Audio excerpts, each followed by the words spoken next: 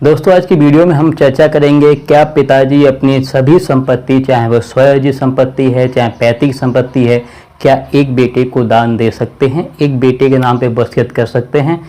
तो आज इसके विषय में जो है कि हम डिटेल से चर्चा करेंगे, लेकिन आपसे रिक्वेस्ट करूंगा कि जो भी इस चैनल पर पहली बार आए हैं इस चैनल को सब्सक्राइब कीजिए, साथ ही बेल नोटिफिकेशन ऑन जरूर कीजिएगा।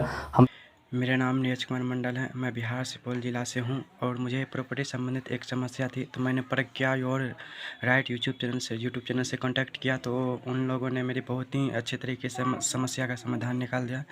अगर आपके पास भी कोई प्रॉपर्टी संबंधित समस्या है तो आप भी प्रज्ञा और राइट यूट्यूब चैनल से कांटेक्ट कीजिए। आपका उम्मीद करते हैं कि आपका भी समस्या का समाधान बहुत अच्छे तरीके से वो कर देंगे। Thank you so much. हम जब भी कोई वीडियो अपलोड करें उसका नोटिफिकेशन तत्काल आप तक पहुंचे, आप उस वीडियो को देख के कुछ जानकारियां हासिल कर सकें। अगर इस वीडियो को देखने के बाद में आप कुछ पूछना चाहते हैं, आपके समझ में नहीं आ रहा है, कोई आपके मन में सवाल है, कोई प्रश्न है, कोई क्वेश्चन है, चैनल को सब्सक्राइब करके कमेंट बॉक्स में जाके आप अपने सवालों को डिटेल से लिखिए। डिटेल से लिखने के बाद स्क्रीनशॉट लेके 9456175575 पे व्हाट्सएप कीजिए। आपके कमेंट का जवाब आपको तत्काल दिया जाएगा।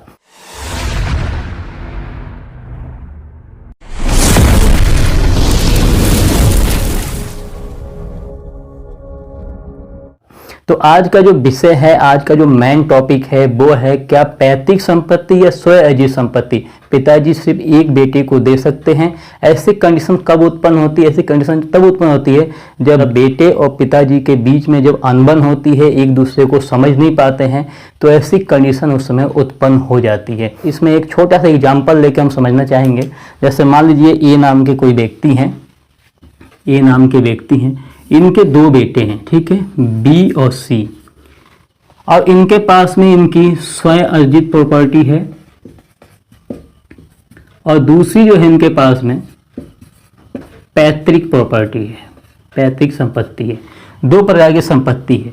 दो प्रकार की संपत्ति में जो स्वयं अर्जित जो संपत्ति है उसमें आपके पिताजी का पूरा पूरा हक है। ये चाहे किसी को भी दान कर दें, चाहे किसी को अपने जीवन काल में, चाहे किसी को भी दान कर दें या इसको बेच दें या इसे किसी को वसीयत कर दें, आप इसमें नहीं रोक सकते हैं। आप स्वयं अर्जित प्रॉपर्टी में उनको नहीं रोक सकते हैं। स्वयं अर्जित जो संपत्ति होती है वो इस प्रकार की संपत्ति होती है कि आपके पिताजी ने अपने जीवन काल में काम करके अपनी मेहनत से, अपनी कमाई से इस प्रॉपर्टी को खरीदा है, तो इस पर सिर्फ और सिर्फ अधिकार आपके पिताजी का है, ना कि किसी और का है। अब यहाँ पे आती है पैतृक संपत्ति। तो पैतृक संपत्ति जो होती है, मैंने आपको बताया है कि जो 4 पीढ़ियों से चली आ रही है, जो 4 पीढ़ी चली आ रही है उसे पैतृक संपत्ति कहा जाता है। जो दादाजी के पिताजी, फिर उनके दादाजी के समय जो प्रॉपर्टी चली आ रही है उसे पैतृक संपत्ति कहा जाता है। तो पैतृक संपत्ति एक ऐसी संपत्ति होती है जैसे कि स्वयं अर्जित संपत्ति पे पिताजी का पूरा अधिकार है कि वो प्रॉपर्टी में जीवन काल में बेच सकते हैं, वो प्रॉपर्टी किसी को दे सकते हैं, उस प्रॉपर्टी में हम उन्हें रोक टोक नहीं सकते हैं। ठीक उसी प्रकार से पैतृक संपत्ति में सभी का जन्मसिद्ध अधिकार होता है। अब यहाँ तक ये हो गया है, पहले संपत्तियों का उत्तराधिकारी जो होता था वो बेटा होता था, ठीक है।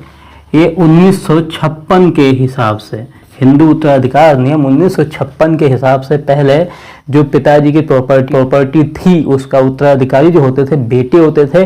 लेकिन इसी अधिनियम में संशोधन करके हिंदू उत्तराधिकार संशोधन नियम 2005 जब से किया गया है, तब से बेटियों को भी समान प्रॉपर्टी में उत्तराधिकारी बना दिया गया है। अब किस प्रकार की प्रॉपर्टी में उत्तराधिकारी हो सकते हैं?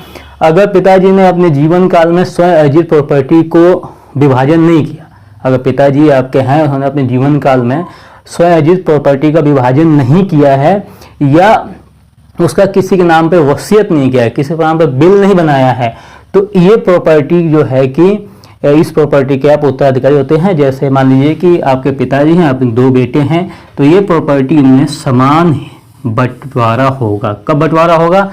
जब पिताजी ने अपने जीवन काल में स्वयं अर्जित प्रॉपर्टी का ना विभाजन किया, ना उसका किसी के नाम पे वसीयत किया है, ऐसी उनके जो है कि देहांत हो चुका है, तो उस कंडीशन में क्या होता है, जो स्वयं अर्जित प्रॉपर्टी है उसमें आपका बराबर हक होता है। अब सवाल यहाँ पे उत्पन्न होता है कि यार पिताजी ने अपने जीवन काल में ही जो है कि स्वयं अर्जित प्रॉपर्टी उनका है, वो तो भाई देंगे, उसमें आप रोक नहीं सकते हैं।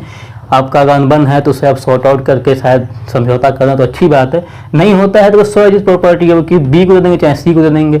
लेकिन जो पैतृक संपत्ति है, पैतृक संपत्ति में से सिर्फ और सिर्फ, जैसे मान लीजिए यहाँ पे एग्जाम्पल लेते हैं, जैसे पैतृक संपत्ति है और 3 लोग हैं, पिताजी हैं 2 बेटे हैं, तो ये पैतृक संपत्ति है। तो पैतृक संपत्ति का बंटवारा अगर 3 जगह हो गया है, अगर लिखित बंटवारा हो चुका है 3 जगह, यहाँ पे मान लिया आपके पिताजी हो गए, यहाँ आप हो गए, यहाँ आपके भाई साहब हो गए, और बंटवारा लिखित हो चुका है और आपके हिस्से की प्रॉपर्टी आपको मिल चुकी है, और तो पिताजी के तीनों का हिस्सा बराबर है, तो ये पिताजी की फिर स्वयं अर्जित संपत्ति मानी जाएगी। जो उनके हिस्से में प्रॉपर्टी आ चुकी है वो उनकी स्वयं अर्जित संपत्ति है, वो किसी को भी दान दे सकते हैं, इसमें ऐतराज नहीं होना चाहिए।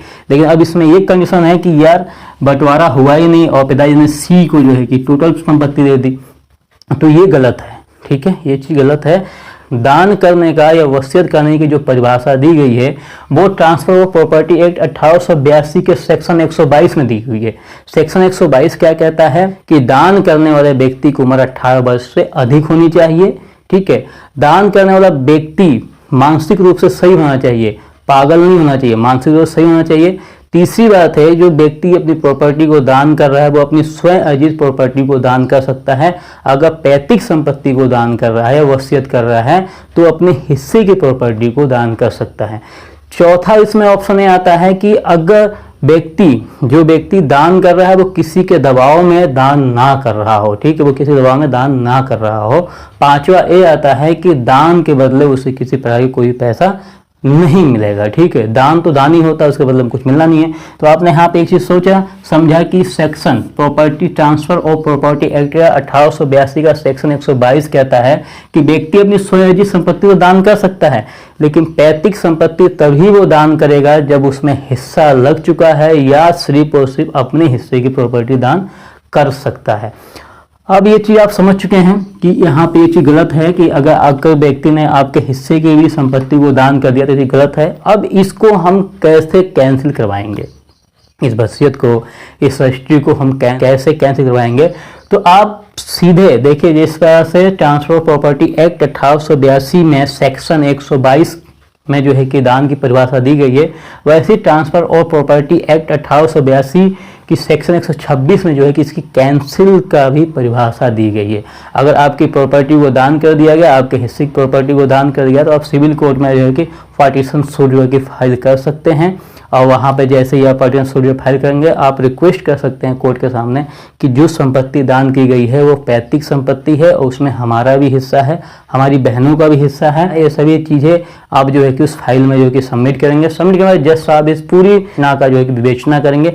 विवेचना करने के बाद में अगर सत्य पाया जाता है तो उस वसीयत को, उस रजिस्ट्री को कैंसिल करने का ऑर्डर देके, और जितने भी भाई बहन हैं उनमें वसीयत जो पैतृक संपत्ति है वो बराबर बांट दी जाएगी, लेकिन स्वयं अर्जित संपत्ति को कैंसिल नहीं किया जा सकता है। क्यों नहीं किया जा सकता है? क्योंकि ये इनकी खुद की कमाई की प्रॉपर्टी थी। तो इस वीडियो में मैंने आपके सभी सवालों का जवाब देने का पूरा ही कोशिश किया। अगर फिर भी कहीं छूट गया हो, कहीं कोई मिस्टेक रह गई हो, आप कमेंट बॉक्स में जरूर बताइएगा। मैं उस पर भी जो कि वीडियो बना के आपको समझाने का पूरा ही कोशिश करूंगा। ठीक है, अगर जानकारी अच्छी लगी हो तो वीडियो को लाइक शेयर कमेंट कीजिएगा, साथ ही चैनल सब्सक्राइब करना बिल्कुल ना भूलें। मिलते हैं किसी नेक्स्ट वीडियो में किसी बेहतरीन टॉपिक के साथ में, तब तक के लिए जय हिंद।